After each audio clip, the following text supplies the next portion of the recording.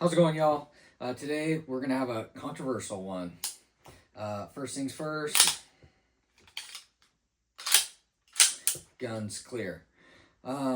Before I deleted all my other videos and restarted my page, the last video I had was a Staccato XC, so I thought it'd be kind of funny to compare these. Since then, I do not have that Staccato XC anymore. I didn't really feel like it justified the price tag. The things that I did with this Staccato XC, I thought it would be irresponsible of me to carry a gun professionally but not have it be drop safe, though the chances of it going off were slim. There is still a chance, and I just thought it would be irresponsible of me, especially if it's in a holster. You take a fall on your ass, and you get a muzzle strike like of your holster. Would it go off? Who knows? Not something I want to worry about. But I digress to the Sig 211. So first things first, Sig Sauer. I don't trust that company as a whole generally, though I do sell their product at my other part-time job. The 320s, not really for me. 365s have also had weird parts, breakages, that sort of shit. I don't really trust those guns. At face value, this gun, in my opinion, is the best gun.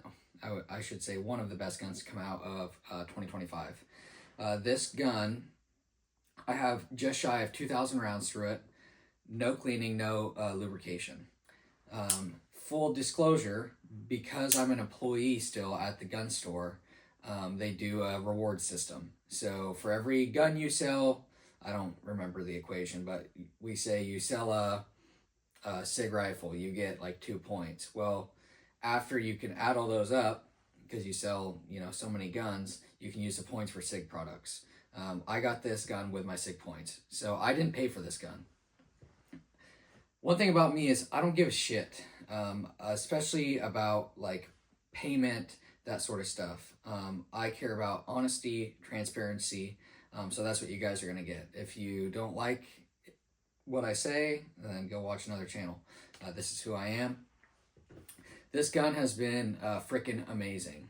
So this mock 3D compensator, they say it's a bunch of voodoo that can't happen if you mill it out of bar stock. Who knows if that's true? I don't really care, but it works great. The thing that didn't work great on this gun is it comes with 2 recoil springs. If memory serves me right, it's an 8 and a 10. If I'm wrong, it's a 7 and a 9. Either way, there's a lighter one and a heavier one. When this gun was new, I had a lighter weight spring in it, and it wouldn't go in a battery all the time.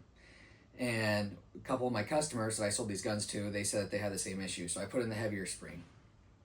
Ran that for like a week, put 600 or so rounds through it. No malfunctions at all. What I didn't like was return to zero. I felt like it closed a little too hard. So I bought a Springco 1911 spring that was, again, I could be wrong, it was 1 pound lighter than whatever the heavier one is. So if it's a 10, I bought a 9. If it's a 9, I bought an 8. And then I trimmed it to length because I bought it for a 5-inch gun. So the compensator, in my opinion, works better than the Staccato XC. The sights, I'm not really the biggest fan of tritium sights on a duty gun. I prefer them to be all black. I kind of wish that the front fiber optic that came on the non-optic package gun, if you'll notice, I have a black hammer, a black trigger, and a black magazine well. As of now, what is it, 1/8/26. I believe you can only get the black accents when you buy the optic package gun that comes with this red dot, and we'll get to that in a minute. I kind of wish that this front sight, it's a Sig, what do they call it, X-Ray 3 tritium sight. I wish that it was a fiber optic from the normal non-optic package gun, so I could just knock that out and put a piece of black fiber optic in there. I don't like anything taken away from my eyes. The compensator works amazing. Shoots really flat with this spring cut to this length. The return to zero is perfect. I've got my split times down quite a bit. I'm not the fastest shooter, but I can consistently get 1.5s with this. That's good enough for me. The slide serrations are perfect. probably going to catch a lot of flack because there's a lot of perfectness about this gun. But like I said, this is just my opinions. I don't really use them a whole lot, but when I do use them to like initially charge the gun, if I come up to the front, or a lot of times I'll use my palm and strike my optic. So I don't really use them a lot, but they are nice for when I have them. The extractor on this gun is exposed compared to if you look at like the staccato. So the staccato, it's the extractor on a traditional 1911-2011 is a bent piece of metal, and as the gun gets shot, that will slowly lose tension.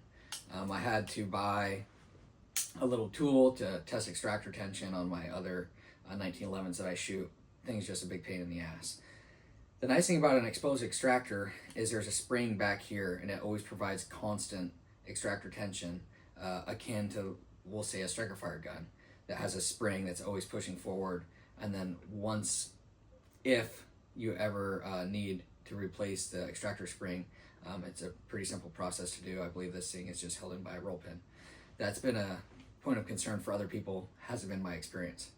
There is a few roll pins in this gun. I did see some reviews that the roll pins would back out, has been my experience. One little gripe I have is this gun has an ambidextrous slide stop.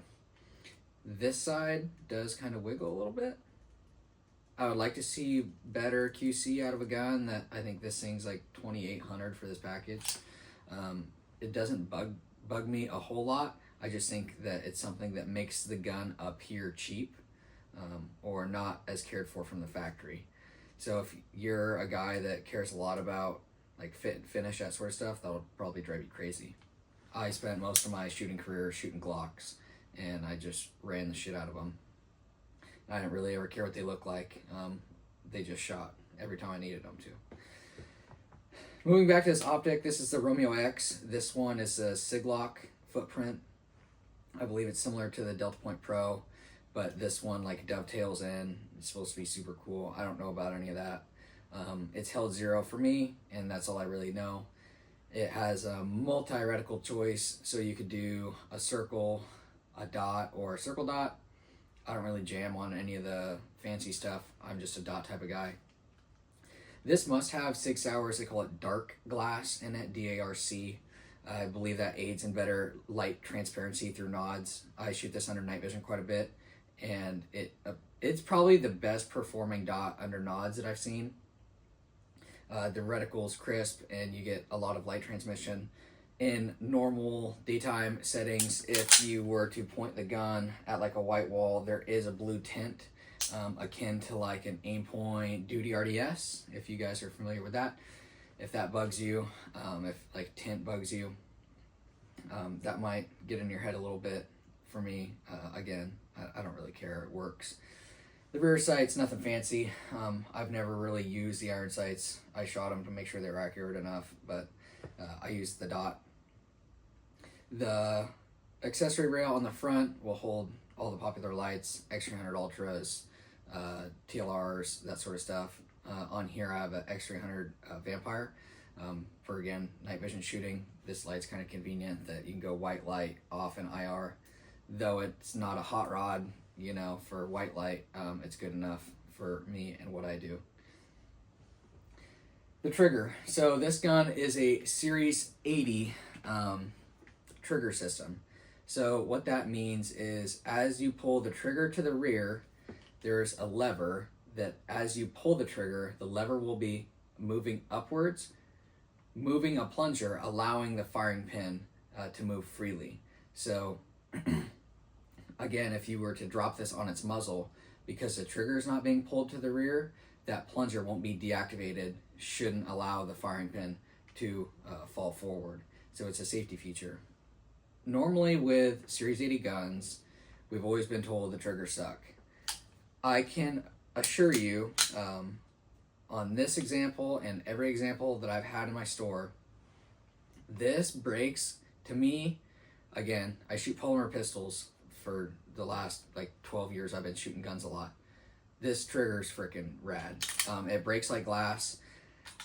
I prefer it more than the Staccato XC trigger. I feel like my Staccato XC trigger, though I did have a lot of rounds through it, it didn't break this good. This trigger breaks super, super clean.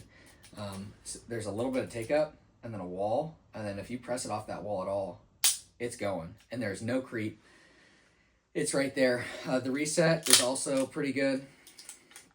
I can show you. And then you're at the wall again. So that aids in fast split times. Also gives you less opportunity to mess up your shot. If you ride the reset, I think we can all agree, it gives you less opportunity to mess up your trigger press because the overall travel of your finger is short. Getting to this ambidextrous slide stop, I was gifted with these baby hands, baby thumbs, and baby fingers, though I am now a grown man. So that corks me a lot. It corks me with mag changes on all sorts of guns. It's corked me with safeties on 2011s. It's corked me with damn near any gun. That's why a Glock, it fit my hand decent, so that's what I've shot. I've shot all sorts of guns, kept them for a little bit, and then had to sell them because I just can't operate the freaking things.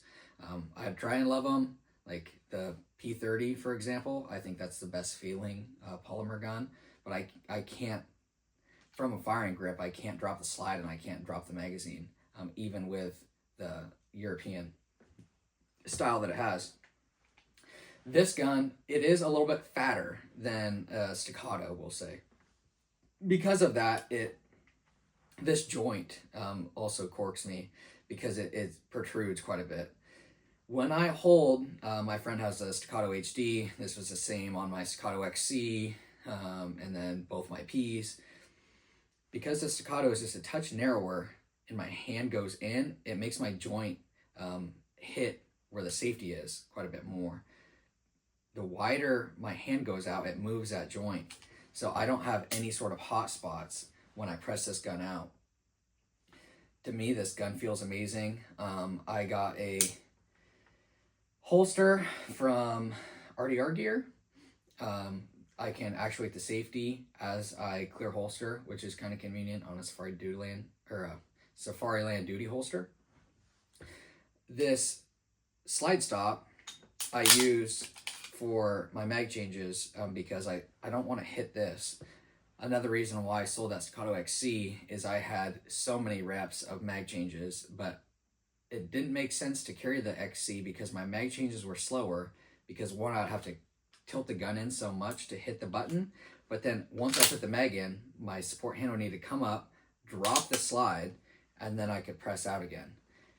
I was having dudes that don't train very much damn near beat me on reload speed because I was having to just do so much.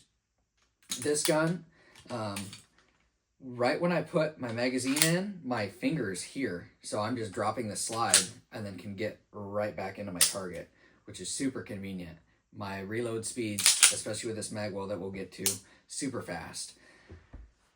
Again, I don't use this side. I use the side that wiggles a little bit, but it's amazing. I've been shooting my MR556A4, which also has an ambidextrous bolt lock, bolt release, and it's much of the same, so it kind of fits. The safety, it's positive. The paddles aren't super huge. I really enjoy the safety. It's everything I want. I couldn't find anything to complain about. The hammer, I think it looks cool. It's short, it's black. I don't like shiny shit on guns. That's just me. This gun has a grip safety with a memory bump in it. That bugs some people. I don't really care. I want the grip safety to be deactivated when I hold the gun, and it does. It's tuned pretty well, so if I apply rearward pressure to this trigger and slowly deactivate the grip safety, you can see right there, it goes. So it doesn't need much. If your hand's on the gun, it's getting deactivated, even if it's not a good grip or really high grip. I know some people that have really high grips, like I do, can struggle with deactivating grip safeties. On some of my older guns that I run, I have a couple combat commanders. Well, I have one combat commander, a government gun, and a Delta that have the duckbill safety. Sometimes I can't deactivate it just because it doesn't have this memory bump. I really do enjoy this memory bump. These grips are replaceable. I don't know if companies yet have released other ones. I don't really want to replace these because they work. My support hand can really bear down into that thing, and it doesn't like leave a mark on your hand, but it's just really nice and sharp, but it's not too sharp. To me, it's perfect for a duty gun or competition gun, whatever you want to use it for. The only thing I would change would be to get a magazine release that extends back just a touch. From a firing grip, I can deactivate the magazine release to put in a new magazine. But I would just like that little bit of reassurance. On my Glocks, I have to buy the extended ones. Again, baby thumbs. The magazine well, super generous. If this magazine is in the same zip code as your magazine well, that mag's going into the mag well. Even if it's canted at all. So like if I twist it, it's going in. So if you do your part even remotely, your mag is going in. I don't have enough good things to say about the mag well. The mags, P320 mags, there's probably going to be a shit ton on the market because the P320 sucks and everyone's selling them. So you can run, I believe you can run the 21s. I don't know if the 17s will fit with the factory polymer base pad. I would venture to bet no, because it's like an oval and it would probably hit this mag well. So you would probably need the Legion model. It has a square aluminum base pad. This is a Sig 21 with a factory, what would that be, +2, because this is a 23 round magazine. These magazines have been reliable. Since I changed out that magazine spring, like I said, I've just tried 2,000 rounds, 0 malfunctions, and I've made it a point to not clean this thing, abuse it, get it smoking hot. We're talking like massive round range sessions, and it just doesn't fail. So I think if this is a gun that you're looking for and you can afford it and you enjoy shooting a comp, 2011 style gun, you should go for it. I have yet to see of any big parts breakages. There is quite a bit of MIM parts in here. Hopefully Sig Sauer's MIM parts are better now. I know that in especially the 2011 world, we like to complain about MIM parts, but if we look at the most reliable guns on the market, like it or not, it's going to be a Glock. All of the shit in a Glock is MIM. So if you trust a Glock, and these guys can get their shit figured out with MIM, it appears that they have. Why not trust this thing too? But proof is in the pudding. This is my sample size of 1. If you're ever going to carry a gun, even a Glock, I put 1,000 rounds through it, no cleaning, before I trust it. Just because something is a brand that I like, Night Force, Glock, anything like that, I always test it the same. They all get a bunch of rounds through them and abuse to see if they'll fail. And if they fail, I don't need that thing. That's kind of my quick tabletop review of this gun. I don't have enough good things to say about it. I don't really see any shortcomings of it. Holster compatibility right now is kind of a pain in the ass if you want to carry it as a duty gun. Your only option right now is a modified Smith & Wesson holster from RDR Gear. The lead time of that, I want to say, was just about 6 weeks, and they're pretty spendy. It's like 250 something bucks, which it's a lot of money, but I mean, you get what you pay for. So that's just gonna wrap it up. Last thing for you guys, it's cool to be a good shot and all that stuff, but what matters first is that you're a good dude. Check on your buddies, make sure everyone's happy. Work is cool, but you should live to not be at work. So take that vacation, take a little bit of PTO, take care of yourself and your family first, because that's really what matters, guys. All right, that's enough out of me. Take care.